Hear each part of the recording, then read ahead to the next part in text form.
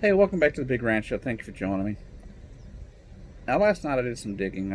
Watched a video here on YouTube, and it got me interested in some more specifics of the George Floyd case. These are things that I did not know about. For example, I never really knew what sparked the entire thing where the police were called in the first place. Now, think about it. You exchange money daily. Go to the gas station, sometimes you use debit card, credit card. Sometimes it's cash. Not always, but sometimes, right? Well, think about it. George Floyd went to that store to buy a pack of cigarettes. And in doing so, he gave them a $20 bill. Now, with that $20 bill, apparently was the potential that it was counterfeit.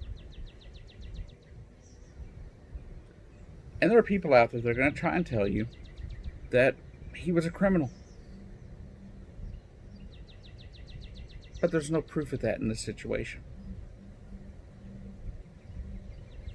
As of right now, it doesn't appear whether we are being told one way or the other, as if it's a cover-up, as if they don't want us to know whether it was counterfeit or not. Does it make any difference whether it was or not? Maybe in a trial, especially the officer who is the one who killed him. But in the whole scheme of things, whether or not he passed a fake bill or not, there's no excuse for his death. There is absolutely no reason why George Floyd is not still here, except for what those police officers did, and especially the one officer who has been charged in his death. Now, I've seen a lot of people say a lot of things about this man. I don't know the man. Don't know his family. Don't know his history. All I know is what happened that day. The people at the store thought they had a bad bill, so they called the police. In Minnesota, the crime for passing a fake bill under the denomination of $1,000 is $3,000, up to a $3,000 fine, and possibly 1 year in prison. Now, here's where the bigger problem comes in, folks.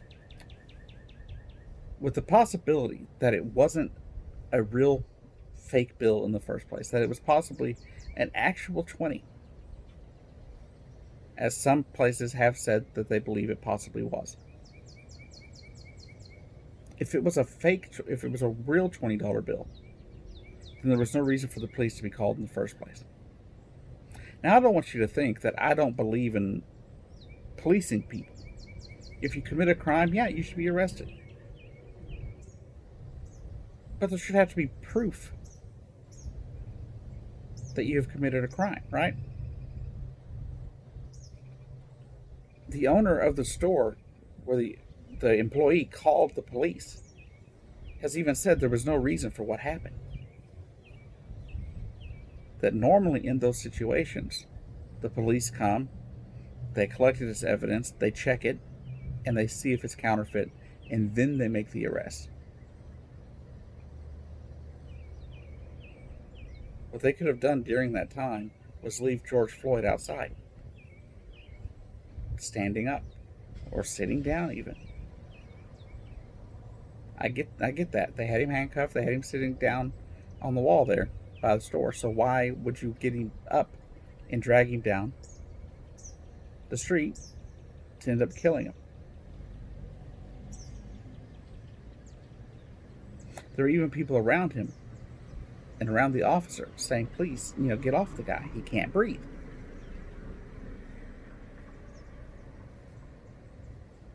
Now, one employee who actually wasn't there made the claim that she saw that it was fading or running. The ink was running on it. Well, it turned out she wasn't even there. Another person was there, made the same claim.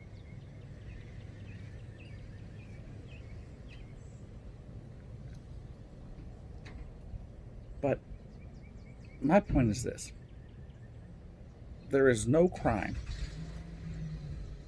where a police officer is supposed to be judge, jury, and executioner. And a crime as small as passing a possible fake $20 bill is not worth somebody's life. In an article I read yesterday from USA Today, experts are saying it's very rare that you're going to see a $20 counterfeit because they're not worth making. It's not worth having the stuff to make a $20 bill. Most people aren't going to fake one. Now, like the owner said, it's possible. It is very possible that, that other people have passed fake bills. And it's even more possible that George Floyd had no clue that he was passing a bad bill, if he was.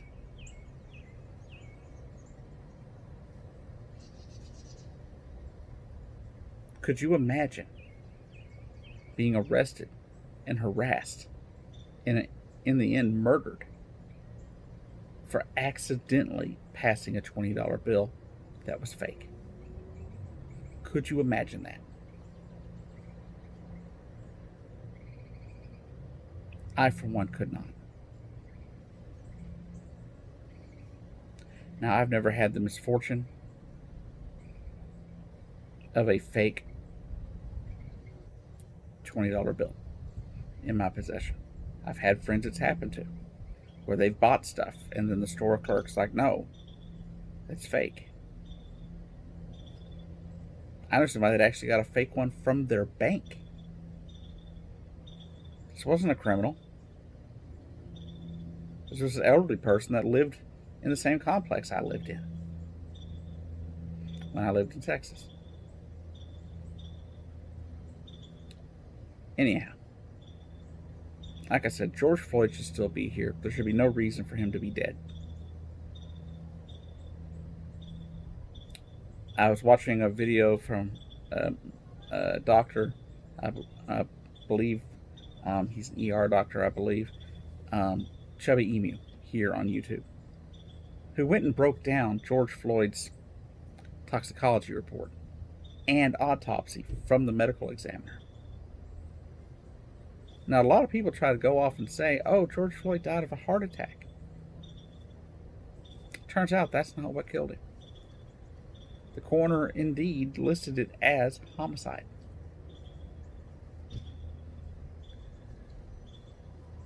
That, yes, he had a cardiopulmonary event. But that's not a heart attack. So, what caused it?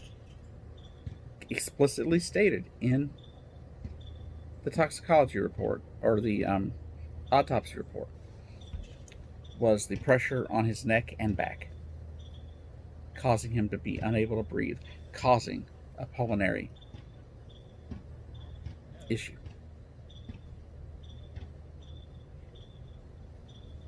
Where he had cardiac and pulmonary arrest.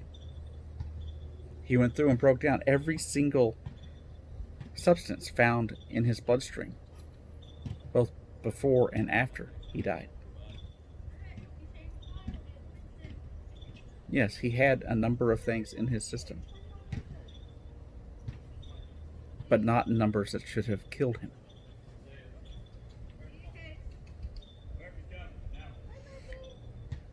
And yeah, he had fentanyl in his system. But according to this doctor, he was stating that since there was another chemical that is the known marker for fentanyl, breaking down in the system, it proves that wouldn't have killed him either. And so, at the end of the day, there is no reason for George Floyd to be gone. Does it seem from looking at his toxicology report that maybe he had an issue with a few drugs? Yeah. But a lot of Americans do. But anyhow, my thoughts and prayers still go out to the family of George Floyd and to everyone that's ever dealt with, police brutality, police harassment. I believe things need to change, and I really hope they do. I don't have all the answers. I don't know what the answer is. But what I do know is that violence against unarmed Americans must stop. Anyways, this has been The Big Ranch Show. I've been your host, Jacob Keck, and I'll see you down the road.